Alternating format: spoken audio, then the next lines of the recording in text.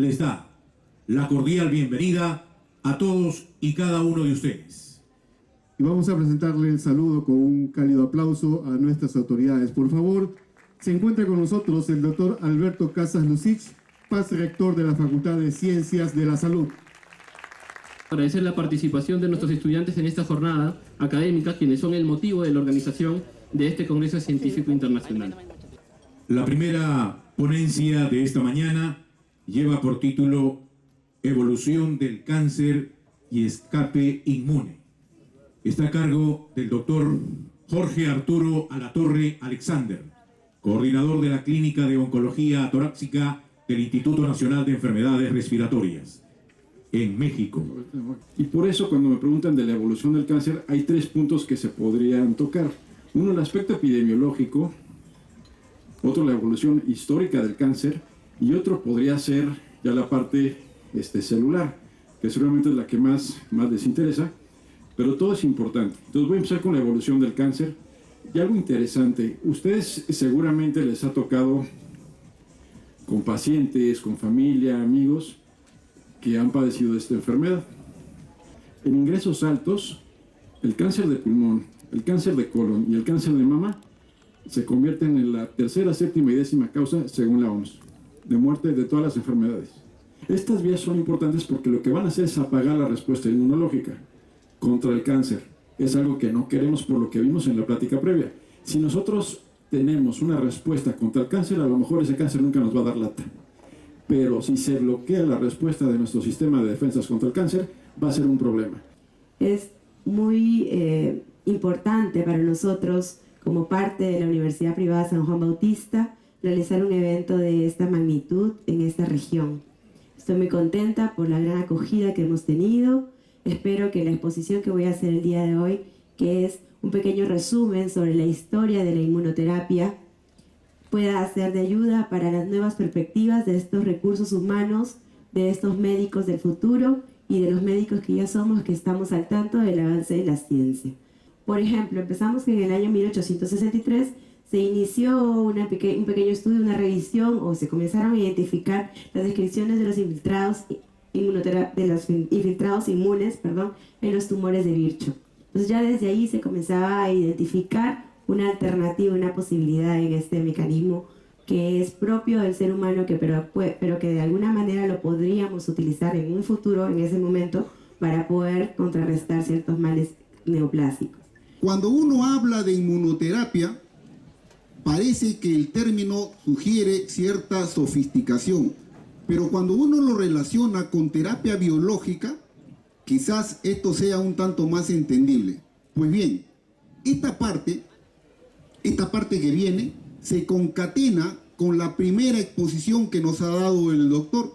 En el camino, lo que nos están diciendo que de alguna manera al día de hoy no tenemos establecido una guía exacta que nos permita evaluar la respuesta a los tratamientos inmunes. Pacientes que incluso en algún momento tuvieron respuesta completa, cáncer de pulmón metastásico con metástasis cerebrales que las irradiamos, y el paciente logró respuesta completa y casi al año empezamos a disminuir la dosis para buscar quitar del medicamento al paciente y aparecieron metástasis. Volvimos a subir la dosis y el paciente volvió a responder, y este paciente tiene casi 5 años en pembrolizumab con cáncer metastásico de pulmón, que eso hace 15 o 20 años era impensable que un paciente con cáncer de pulmón con metástasis cerebral pudiera vivir más allá de 3 meses. El doctor David Sanjun Hong, quien abordará el tema diseños de estudios para inmunoterapia. Muchas gracias. That's the extent of my Spanish. Muchas gracias. Ese es por el español que maneja el doctor. I want to thank the organizing committee and everybody of you who have come here for this conference.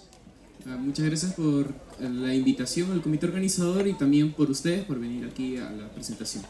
And I suspect in another 10 years we will add another 4 or 5 hallmarks of cancer. Y se espera de que en los próximos 10 años se vuelvan a agregar unos nuevos 4 o 5 marcadores de cáncer. And because science is advancing so rapidly, we are developing many of these new therapies. Debido a que la ciencia está avanzando cada vez más rápido, es por eso que se están desarrollando nuevos tipos de inmunoterapia. ¿Y qué es el PDL1? El PDL1 es una proteína propia que el tumor, porque es muy inteligente, se apantalla y le dice al sistema inmune: yo no existo. Entonces el anticuerpo anti-PDL1 lo que hace es bloquear esa proteína y mostrarle al sistema inmune que el tumor está creciendo. De esta manera es que actúa el sistema inmune en función a algo que no es propio, que no lo está pudiendo ver. Donde nos muestra que cuando un tumor evoluciona, un tumor se torna metastásico, comienza a enriquecer una serie de mutaciones en genes que son responsables justo de este hallmark de la inestabilidad genómica. Entonces, tenemos tumores que constantemente están evolucionando y gracias a este tipo de mutaciones, esa evolución les va a ser mucho más sencilla. Vamos a pedir que nuestras autoridades de la Universidad Privada San Juan Bautista, así como también del Congreso Científico Internacional, nos acompañen aquí al estrado, y voy a pedir por favor que pase adelante el doctor José Luis Elías Ábalos, presidente fundador de nuestra Casa Superior de Estudios. También nos acompañará en esta parte el doctor Alberto Casas Lucich, Paz, decano de la Facultad de Ciencias de la Salud. La presencia de la magíster Lenny Bravo Luna, directora de la Escuela Profesional de Medicina Humana. Y también con nosotros los representantes, Paz, presidente del Congreso Internacional 2017, el biólogo Joseph Pinto Oblitas, a quien agradecemos también su presencia y su participación destacada en este Congreso. Y también presentamos nuestro saludo al presidente del Tercer Congreso Científico Internacional de Medicina Humana, Nuevas Fronteras en Inmunoterapia, el doctor Cristian Rolfo Cerveto.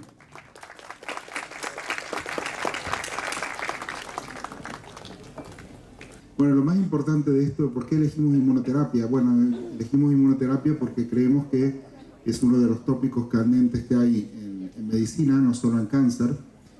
Vamos a hablar en estos días de lo que pasa a nivel de inmunoterapia, no solo en cáncer, que es algo que también a ustedes les va a interesar, pero obviamente en cáncer últimamente hemos visto que, como ha dicho Joseph, el último premio Nobel anterior fue dedicado al doctor Allison sobre el descubrimiento de la inmunoterapia y cómo ha afectado nuestra carrera. Hace muchos años atrás, pero no tantos, la inmunoterapia no tenía una relevancia clínica importante en cáncer hasta la aplicación de lo que hemos visto de los anti-immunocheckpoint inhibitors. Desde allí empezamos a abrir una puerta que al día de hoy tiene un montón de nuevos fármacos que están viniendo.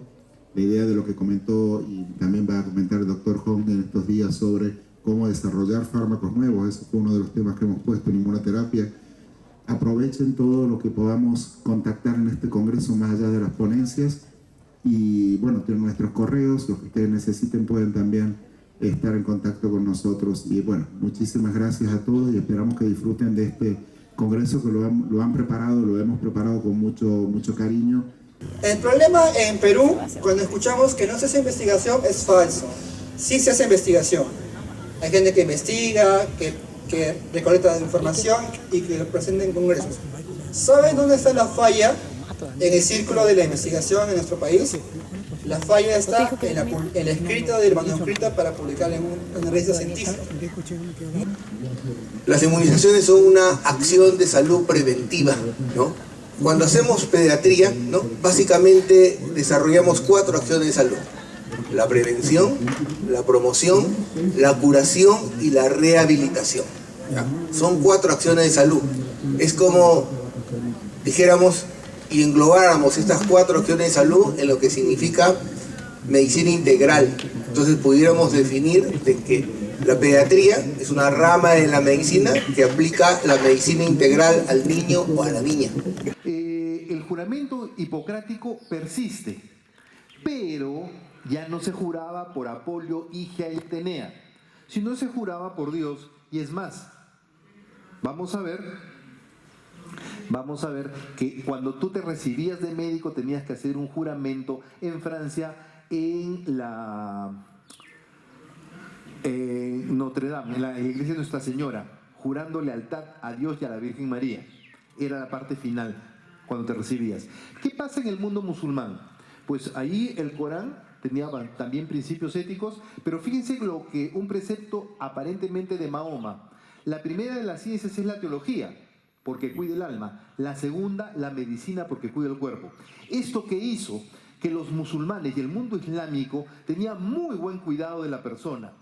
Si ustedes revisan los documentos históricos de cómo se comportaban en las cruzadas, los cruzados europeos contra los cruzados musulmanes, van a ver que entrabas a una tienda de un musulmán y lo primero que te ponía era la tina para que te laves las manos. Les voy a contar cuál es mi sensación con la biopsia líquida. Así como la inmunooncología es el futuro, la biopsia líquida también. Y mi sensación hace 20 años que trabajo en patología molecular, me resistí muchísimo a la biopsia líquida y ya me amigué un poquito. Así que les voy a contar los pros y los contras de lo que implica en la clínica la biopsia líquida y los cuidados que hay que tener. Los tumores, así como las células normales, liberan ADN en forma libre al torrente, así como también células circulantes y exosomas. Entonces, la función de la biopsia líquida es medir esos integrantes en la sangre periférica reportadas al genoma del tumor, como ya estuvimos viendo ayer. Entonces, si nosotros evaluamos el tejido azul como tumoral y el normal, en los dos casos va a estar representado tanto el normal como el tumoral en el líquido, en el plasma. Paciente con cáncer de mama, ¿a dónde metastatiza primero? En el hígado y en el hueso. ¿Pero por qué? No lo sabíamos por qué. Ahora sí sabemos porque el exosoma va a llevar, aquí tienen el caso de cáncer de mama y de cáncer de páncreas, que son muy metastáticos a nivel pulmonar, hepático. El exosoma va a llamar integrinas, que son unas proteínas, las va a llevar al sitio de donde tiene que llegar y ahí hacen que las células vayan. Por lo tanto, decimos que eso es el organotropismo del exosoma. Esto es muy interesante, un concepto muy interesante. Y como ven, en la otra publicación que salió en el mismo artículo de Nature 2015 fue la capacidad de los exosomas de atraer una cantidad de sustancias que van a hacer que el tumor en el cerebro, ese es el caso de gliomas, que el tumor vaya a llegar al cerebro y se vaya a crecer y vaya a metastatizar o a crear en ese ambiente cerebral, creando, por ejemplo, una modulación, bajando el pitén, aumentando la apoptosis, aumentando el crecimiento tumoral. Doctor, y sobre el mismo tema, en pacientes que presenten déficit sanguíneo o anemia, o aquellos pacientes que sean sometidos a transfusiones sanguíneas, ¿la teoría sobre el exosomas cambiaría, se mantendría? No cambiaría. De hecho, lo que decíamos, de esto lo comentamos con uno de los mayores expertos de exosomas. Yo soy un oncólogo, no trabajo en el laboratorio, tengo un laboratorio, pero nunca he pipeteado. Pero uno de los mayores expertos en exosoma en el mundo está en el MD Anderson, el doctor Raghu Kalluri, y comentaba él justamente porque él es el que tiene el fármaco que decíamos que lo acaban de aprobar para investigación, que fue la primera vez que la FDA garantiza una aprobación de un fármaco derivado de exosoma, que cuando uno recibe una transfusión, que es lo que dije, la cantidad de exosomas que tenemos, nadie lo pone a pensar a eso, o sea, ni niveles de sangre bajos porque vienen de células que son más allá de las hematopoyéticas, ni transfusiones van a alterar, y el hecho de que transfundamos pacientes todos los días no produce tampoco una reacción alérgica, por lo tanto no va a haber ningún problema, no representa ningún problema ni la anemia ni el hecho de poderlos tener como una acción terapéutica en el futuro. De acuerdo al Instituto Nacional de Salud de los Estados Unidos, una agencia federal que además financia muchas investigaciones, las terapias y tratamientos disponibles para enfrentar el cáncer son muchas. Tenemos los tratamientos quirúrgicos como una alternativa o opción, ¿cierto? Hay cánceres que pueden ser o pueden tener un abordaje quirúrgico. Tenemos la radioterapia. Hemos escuchado en la jornada anterior cómo se están empezando a investigar las radioterapias en dosis cada vez más bajas y su impacto. Y es un tratamiento que sin duda sigue siendo útil y efectivo para abordar muchos tipos de cáncer. Tenemos la quimioterapia, ¿cierto? El uso de medicamentos que tienen una acción específica sobre las células cancerígenas, ¿no? De tal manera de que pueden atacarlas directamente a ellas, cada una con sus efectos secundarios. Tenemos la inmunoterapia, cómo medicamentos o tratamientos pueden activar el propio sistema de defensa para que este sistema de defensa pueda destruir a las células cancerosas. Si ustedes ubican, entre comillas, estas dos fotografías, van a observar que en uno de los lados, en el lado derecho, hay una urbanización muy bonita, ¿verdad? Que seguramente muchos de ustedes viven ahí. Me voy a permitir estar aquí en el podio porque el puntero está con unos problemas. Y en el otro lado, otra población que pareciera que no tiene las mismas características del lado de la derecha o del lado izquierda para ustedes. Y si es que ustedes pueden ubicar, ¿alguien me podría decir a cuál corresponde el de su lado izquierdo y qué población podría ser la del lado derecho? La Molina, el lado izquierdo dice y El Salvador. Puede ser San Juan acá, el de la derecha, y el otro lado, La Molina. Pero están lejos, ¿verdad? Están lejos, La Molina y San Juan. Miren, el mundo de la vida sucede en la vida real, colegas. En este mundo nos vamos a desempeñar, porque los médicos, recuerden, trabajamos en una esfera muy especial que no trabaja cualquier otro profesional, que es la esfera íntima. Más allá de la esfera pública, la esfera privada, trabajamos en la esfera íntima. Y somos, conjuntamente con los sacerdotes, los que trabajamos en esta esfera. Y esta esfera nos dota de mucho poder. Y yo quiero en esta primera etapa, antes de darle la palabra a nuestros colegas que son expertos en el tema de atención primaria y formación, que reflexionemos, que pensemos sobre cuán cercano o cuán lejano es este mundo de la vida que tenemos. Empecemos más allá de aprender de memoria una lista de signos o síntomas o una lista de posibles tratamientos terapéuticos, es enseñar a ver cómo se desempeña, qué es lo que tiene que hacer. Y eso implica desde cómo interactuar con el paciente, cómo le hago la pregunta, cómo lo examino, ¿cierto? Ese abordaje es fundamental. Esto se conoce como educación basada en competencias. Ya no preocuparme en verificar un listado de temas que puede saber uno de memoria, sino más bien en algunas habilidades que sí tiene que saber, que sí o sí tiene que saber. Como por ejemplo saber hacer una entrevista, un examen clínico, interactuar con un paciente que tiene problemas de estrés, ¿cierto? ¿Cómo interactúas con un paciente violento o con un niño o con una familia angustiada?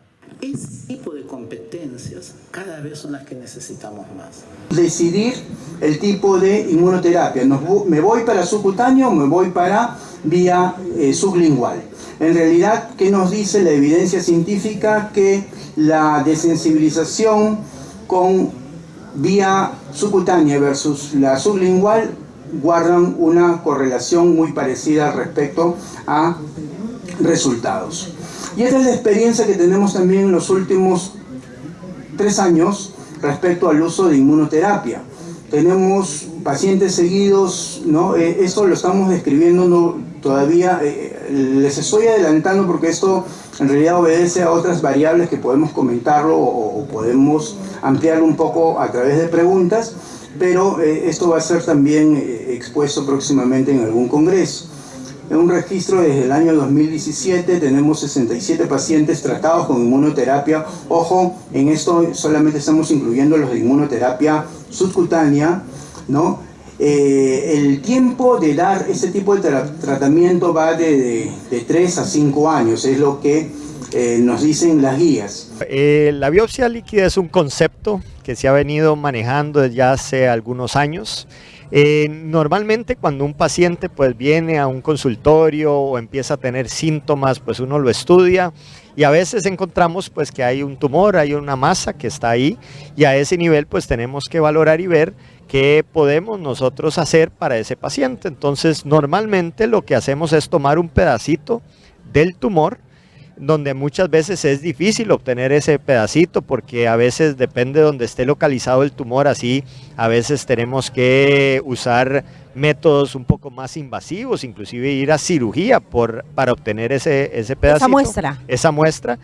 Pero resulta ser que cada vez más estamos teniendo la experiencia de que a pesar de tener y tomar ese pedacito, la información de ese tumor pues nos queda corta solo con ese pedacito. Entonces, a pesar de que hacemos un montón de análisis sobre esas muestras para lograr entender mejor el tumor y así ojalá tratar de una manera más dirigida ese tumor, pues en la biopsia líquida entra en un concepto en donde podemos obtener esa información a través de algunas células que este tumor suelta, por ejemplo, a nivel del torrente sanguíneo. Entonces obtenemos de ahí una muestra de sangre y ahí podemos obtener pues algunas células tumorales que están circulando o algunas partes de estas células tumorales.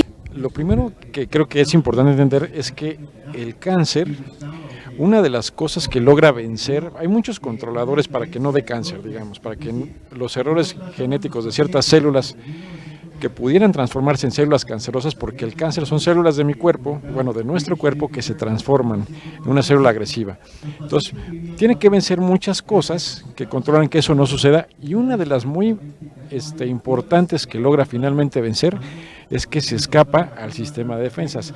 Eso quiere decir que nuestras defensas deberían de tener la capacidad de encontrar esa célula que se transformó en cancerosa y matarla, pero el tumor genera, digamos, por decirlo de alguna forma, una especie de barrera que le permite esconderse de las defensas, particularmente unas que son linfocitos. Son un tipo de células de defensa que tenemos en nuestro cuerpo y que son de hecho las que actúan también cuando tenemos una infección viral.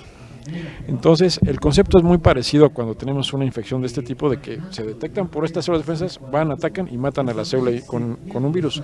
Igual debería de pasar. Pero entonces las inmunoterapias lo que hacen es ir a atacar, digamos, no como tal a la célula cancerosa, sino atacar al disfraz. Si se quita ese disfraz, esa barrera que está impidiendo que se puedan detectar las células cancerosas, permite que nuestros linfocitos, nuestras mismas defensas, vayan y ataquen al cáncer. Y esto, cuando se logra llevar a cabo en un paciente, estamos pudiendo ver que la enfermedad se puede controlar no solamente un poquito más como en la mayoría de tratamientos oncológicos, que si se controlaba el paciente vía de tanto a tanto más con un tratamiento que era más exitoso, sino que si despiertas a las defensas contra ese cáncer, hay un porcentaje de pacientes que se estima, dependiendo del tipo de tumor, no todos responden a inmunoterapias, pero dependiendo del tipo de tumor pueden ser 2 de 10 pacientes los que responden también. Inclusive en melanoma se ha visto que hay un 20% que están vivos a 10 años, cuando esa enfermedad los iba a matar como en 6 meses. Buenas tardes con todos, agradecerte esta linda bienvenida en este pueblo tan cálido. Yo he estado, por ser la primera promoción, te contaré que tuve el placer de hacer el internado médico aquí en Ica, en el Hospital Socorro de Santa María. Conoce la realidad de Ica, entonces. Sí, efectivamente, ¿no? Donde nos prima pues patologías básicamente como las alergias oculares, como los pterígenos, ¿no? Que es por el polvo, por el sol, ¿no? Pero rescatar, si me permites unos minutos. No, por supuesto. Cuando empezamos, cuando la universidad dio sus primeros pasos en esta linda ciudad en Ica, fue un reto para nosotros los egresados, ¿no? Sentirnos como dar los primeros pasos, como dice la San Juan, preparando el camino, ¿no? Preparamos el camino para muchos de los que ahora vienen detrás de nuestros pasos, que vienen siguiendo a muchos, inclusive nos superan, ¿no? Porque van al extranjero, y entonces vienen y apuestan por esta universidad. ¿Y realmente usted ha sentido que esta universidad sí prepara el camino? Así es, señorita. A menos nos ha preparado el camino en lo personal, como les vengo diciendo, estoy muy contenta, estoy muy orgullosa de ser sanjuanina,